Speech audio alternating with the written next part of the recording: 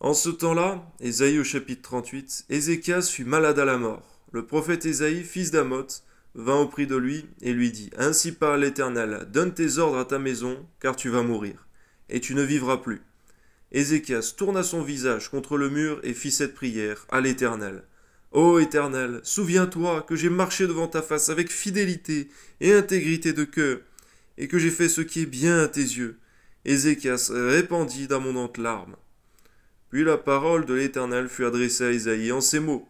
Va et dis à Ézéchias, ainsi parle l'Éternel, le Dieu de David, ton père.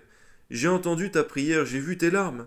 Voici, j'ajouterai à tes jours 15 années. Je te délivrerai, toi et cette ville, de la maison du roi d'Assyrie. Je protégerai cette ville, et voici, de la part de l'Éternel, le signe auquel tu connaîtras que l'Éternel accomplira la parole qu'il a prononcée. Je ferai reculer de 10 degrés en arrière avec le soleil l'ombre des degrés qui est descendu sur les degrés d'Akaz. Et le soleil reculera de 10 degrés sur les degrés où il était descendu. Que ton nom soit béni, Seigneur, car ce qui paraît étonnant, voire impossible à l'homme, tu l'accomplis par ta parole et ta puissance, et ton esprit. Amen. Cantique d'Ézéchias, roi de Juda, sur sa maladie et sur son rétablissement. Je disais, quand mes jours sont en repos, je dois m'en aller. Aux portes du séjour des morts, je suis privé du reste de mes années. Je disais, je ne verrai plus l'Éternel sur la terre des vivants. Je ne verrai plus aucun homme parmi les habitants du monde. Ma demeure est enlevée, transportée loin de moi, comme une tente de berger. Je sens le fil de ma vie coupé, comme par un tisserand, qui me retrancherait de sa trame. On voit, Seigneur mon Dieu, le jour, Seigneur mon Dieu, où l'homme sait qu'il va mourir, Seigneur mon Dieu. C'est un grand jour. Et c'est vrai, Seigneur mon Dieu, pour le juste, Seigneur mon Dieu, en Jésus-Christ est réservée la vie éternelle. Mais pour l'impie, le pécheur, la mort éternelle, Seigneur, la seconde mort. Amen.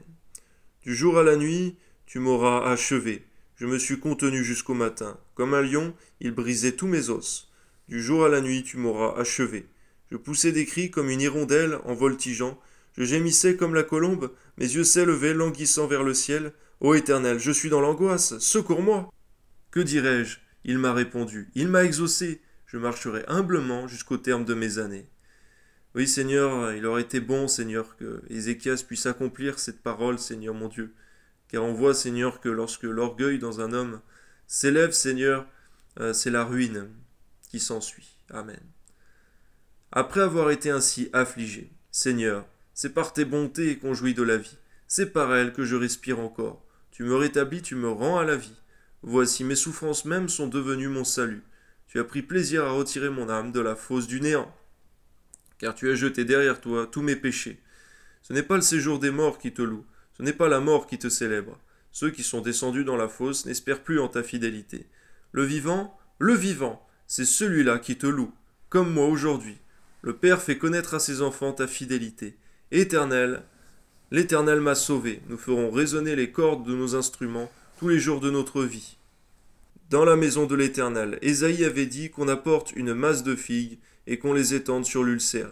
Ézéchias vivra. Ézéchias avait dit: à quel signe connaîtra-t-on que je monterai à la maison de l'Éternel? Amen.